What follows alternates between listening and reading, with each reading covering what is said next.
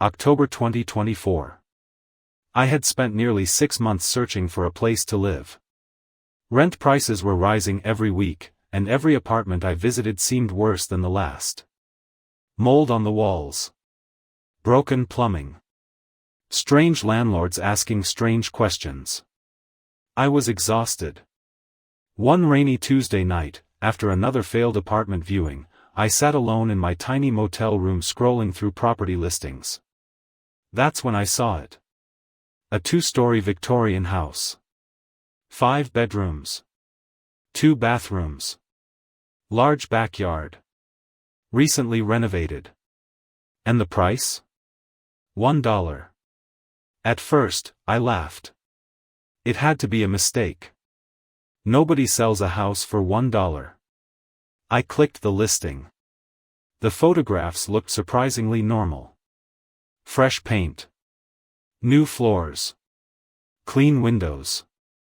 A beautiful staircase leading to the second floor. Everything looked perfect. The description was short. Property sold as is. Buyer must agree to occupy residence for a minimum of 6 months. Serious inquiries only. That was it. No explanation. No history. No contact number.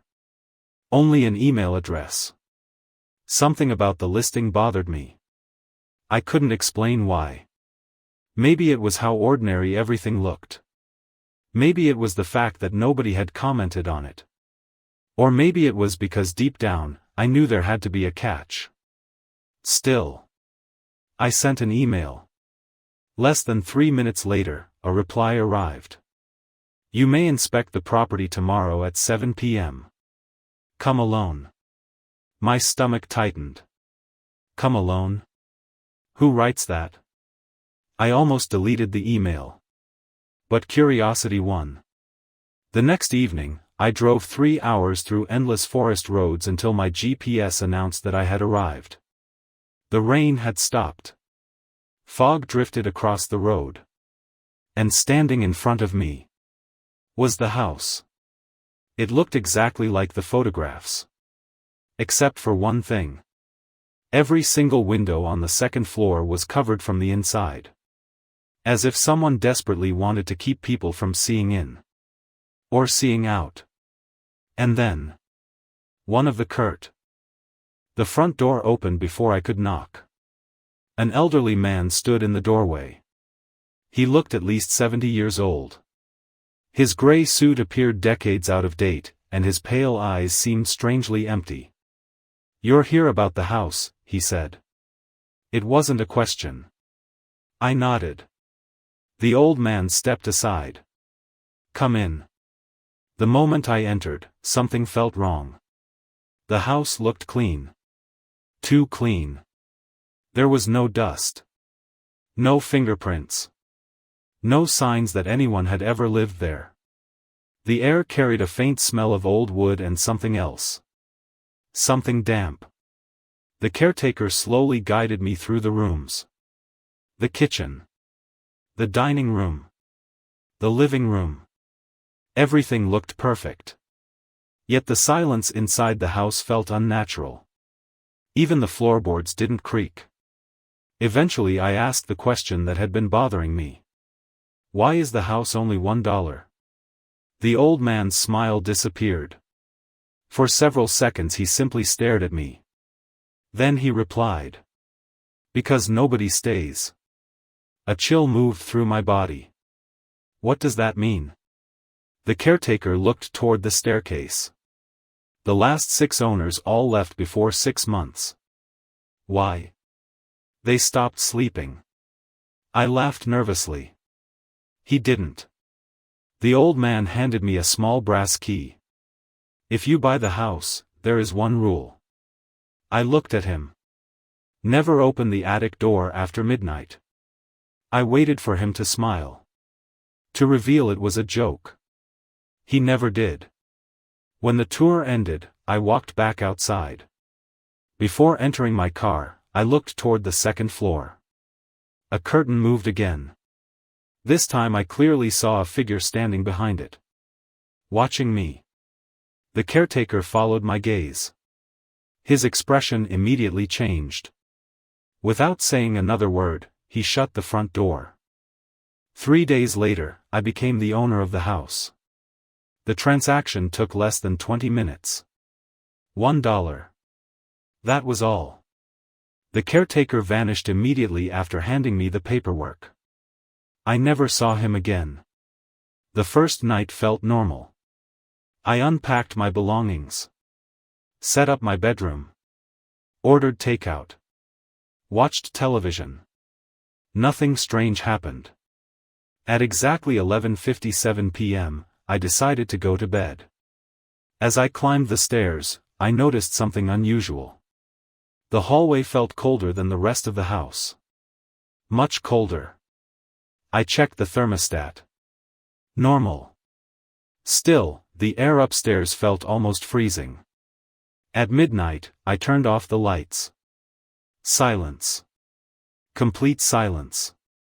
Then, a sound. A single footstep. Above me. I sat upright.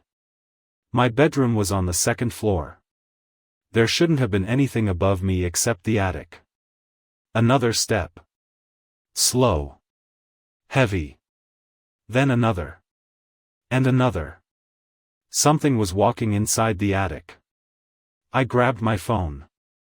The time read 12:14 a.m. The footsteps continued. Back and forth. Back and forth. For nearly an hour. Then suddenly, they stopped.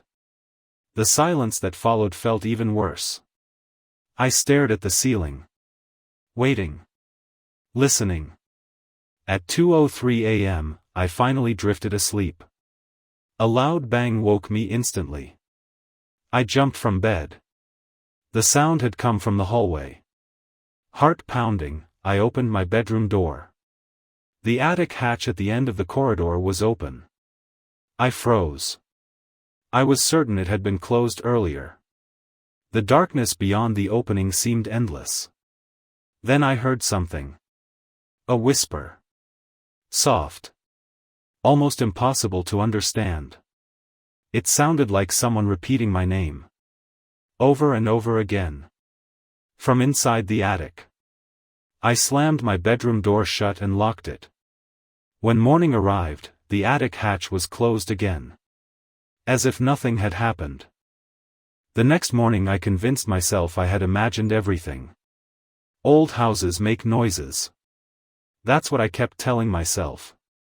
Still, curiosity pushed me toward the attic. During daylight, it didn't seem nearly as frightening.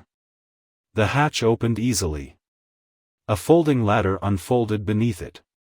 Dust filled the air. The attic was larger than I expected. Boxes lined the walls. Old furniture sat beneath white sheets. And near the far corner, I found photographs. Hundreds of them. All black and white. Every picture showed a different family standing in front of the house. The oldest looked over a century old. The newest appeared only a few years old. I noticed something disturbing. Every family photo contained one extra person. A tall shadow-like figure standing somewhere in the background. Sometimes behind a window.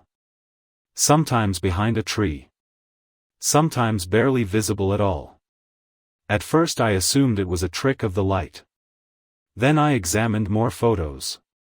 The figure appeared in every single one. Exactly the same height. Exactly the same shape.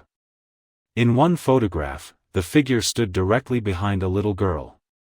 In another, it appeared inside an upstairs window. Watching. Waiting. I suddenly heard a noise. A floorboard creaked behind me. I spun around. Nobody. The attic was empty. Then I noticed one final photograph lying face down beneath a box. The picture looked recent. Very recent. The house stood exactly as it looked today. The photograph had been taken at night. My blood turned cold. Because standing on the front porch was me. The picture showed me arriving 3 nights earlier. The exact moment I first visited the property. Someone had taken a photograph of me before I ever owned the house. And behind me, standing in the second-floor window, was the same shadow figure. Only this time it was smiling. I couldn't stop thinking about the photograph. How was it possible? Who had taken it? And more importantly, who was the smiling figure behind me? That evening, I searched the entire house. Closets, drawers, cabinets. Anything that might reveal the truth. Near the back of the basement, hidden behind a loose wooden panel, I discovered an old metal box. Inside were dozens of cassette tapes. Each tape had a date written on it. The dates stretched back more than 40 years. Curiosity overcame fear. I found an old cassette player in another box nearby and inserted the newest tape. Static filled the room. For several seconds there was only silence. Then a man's voice appeared. Weak. Terrified. I've been here 4 months. The recording crackled. The footsteps are getting closer every night. Heavy breathing followed. I keep seeing someone in the upstairs hallway. A loud bang interrupted him. The man gasped. Then whispered. He's outside the room. Several seconds passed. The speaker sounded as if he were crying. If anyone finds this, don't stay here after the 5th month. The recording ended abruptly. I listened to another tape. And another. Different voices. Different years. But the same story. Footsteps. Whispers. A smiling figure. None of the recordings ended normally. Every single one stopped in the middle of panic. As if the speaker had suddenly disappeared. Then I noticed something terrifying. The final tape wasn't old. The date written on it was only 6 months ago. The previous owner. With trembling hands, I inserted it. Static hissed through the speakers. A frightened woman spoke. If you're hearing this, leave now. The voice shook violently. It's learning my routines. Silence. Then a distant sound. Footsteps. Slow. Deliberate. Approaching her room. The woman began sobbing. It's finally coming upstairs. The tape suddenly ended. I stared at the machine. The room felt colder. And solemn. Weeks passed. Then months. I tried convincing myself the recordings were some elaborate prank. Yet strange things continued happening. Objects moved. Doors opened by themselves. Lights flickered at exactly midnight. Every morning, I found muddy footprints in the upstairs hallway. Always leading toward the attic. Never away from it. Then came the 5th month. The same month mentioned in every recording. That was when everything changed. The footsteps no longer stayed inside the attic. Now they walked through the house. Every night. At exactly 12:14 a.m. The same time. The same pattern. Slow steps crossing the hallway. Pausing outside my bedroom. Then continuing down the stairs. One night I finally gathered enough courage to look. When the footsteps stopped outside my room, I slowly opened the door. The hallway was empty. Yet the sound continued. Directly in front of me. As if invisible feet were standing there. My entire body froze. The air became painfully cold. Then something impossible happened. A deep indentation appeared in the carpet. Then another. Then another. Invisible footsteps. Moving toward me. I slammed the door. Locked it. And backed away. The footsteps stopped outside. Silence followed. Then a gentle knock. 3 taps. The exact same pattern repeated every night afterward. 3 knocks. No voice. No movement. Only waiting. One evening I returned home from work and discovered a message written on the bathroom mirror. The words were scratched into the steam. I hadn't taken a shower that day. Yet the message was there. You have 1 month left. I stared at the writing, unable to breathe. Because according to the records, nobody had ever survived beyond the 6th month. I finally decided to leave. The house wasn't worth it. No amount of money was worth living in constant fear. The next morning I packed my belongings, loaded everything into my truck, and drove away. 20 minutes later, my engine died. Without warning. The dashboard lights flickered. The radio filled with static. Then everything shut down. Completely. A tow truck driver arrived an hour later. After inspecting the vehicle, he looked confused. There isn't anything wrong with it. What do you mean? It should be running. The moment he turned the key, the truck started perfectly. I returned to the house reluctantly. That night I searched for answers one final time. While examining the basement walls, I discovered something unusual. A section sounded hollow. After several minutes of searching, I found a hidden latch. The wall slowly swung open.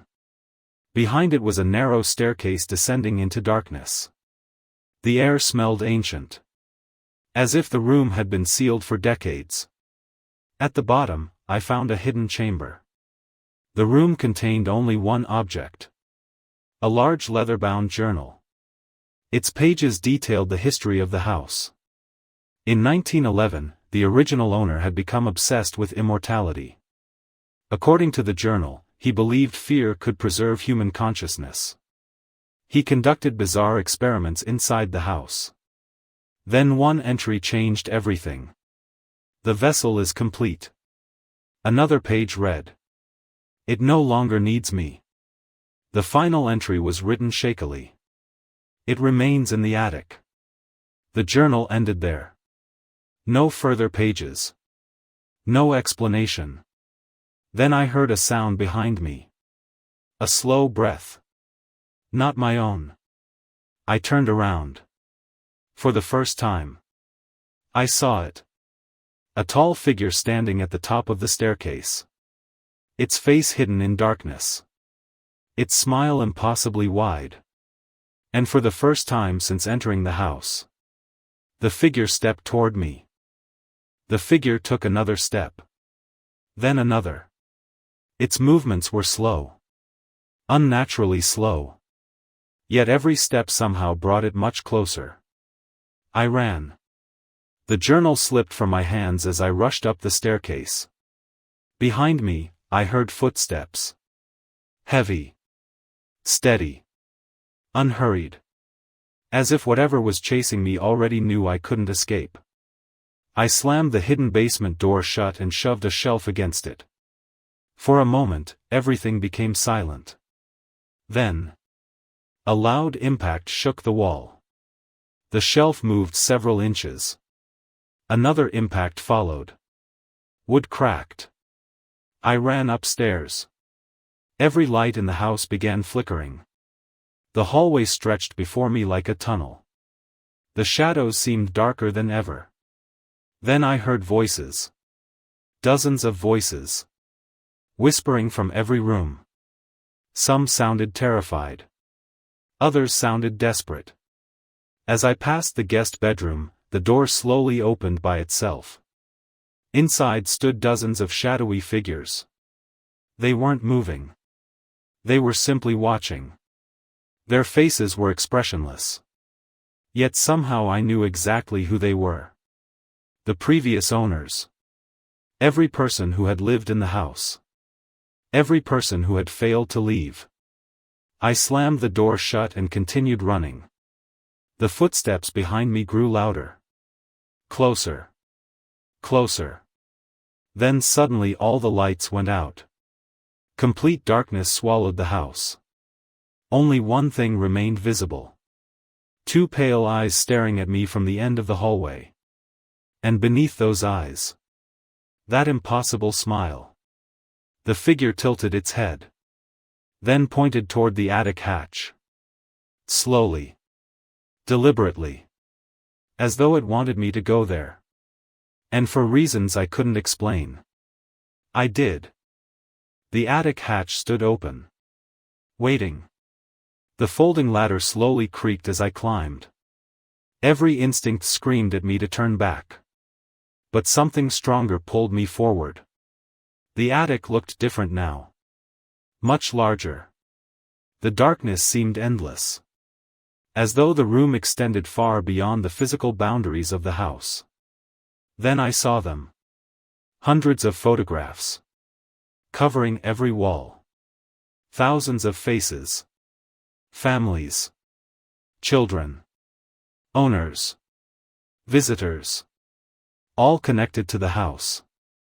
And in every photograph stood the same smiling figure. Watching. Waiting. Growing closer. The newest photograph hung in the center. My photograph. But it had changed. The smiling figure no longer stood in the window. Now it stood directly behind me. A cold sensation moved down my spine. Then I heard a voice. Not from behind me. Not from the attic. From inside my own head. You stayed. The words echoed. Softly. Patiently. I only keep those who stay. The photographs began shaking. Frames rattled against the walls. Faces inside the pictures slowly turned toward me. Watching. Blinking. Breathing. The attic filled with whispers. Thousands of voices speaking at once. The smiling figure emerged from the darkness. For the first time I could see its shape clearly. It wasn't a ghost. It wasn't a person. It looked like a collection of shadows stitched together. Made from fear itself. Every frightened thought. Every nightmare. Every scream the house had ever witnessed. The thing stretched its arm toward me. The attic trembled violently. And suddenly I understood. The house had never been haunted. The house was a trap. A cage built to contain something far older than the house itself.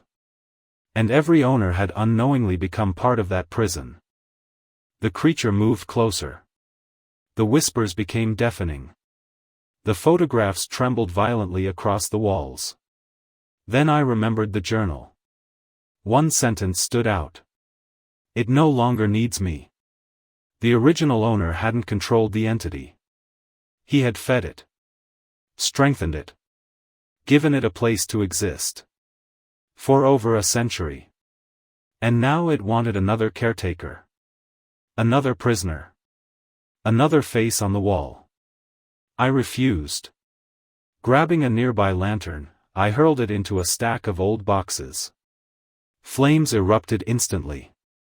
The dry wood caught fire. Smoke filled the attic. For the first time, the smiling figure reacted. It stepped backward. The whispers turned into screams. The photographs curled from the heat. Faces vanished inside the flames. The attic shook violently. The entire house groaned. I raced toward the ladder. Behind me, the entity shrieked in rage.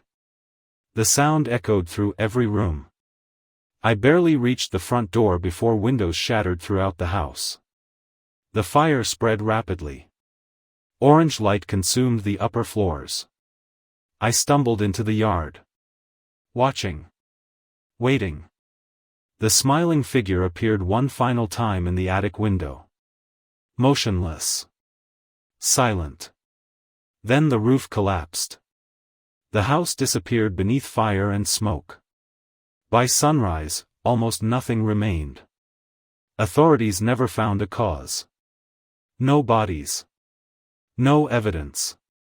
No explanation. Months later, life slowly returned to normal. Or at least I thought it had. One evening, while unpacking a box that survived the fire, I discovered a single photograph. I had never seen it before. The picture showed me standing outside my new apartment. It had been taken only days earlier. And in the window behind me, a familiar shadow stood smiling. Waiting. Watching. Patient as ever. Because some things don't die. They simply move to a new home.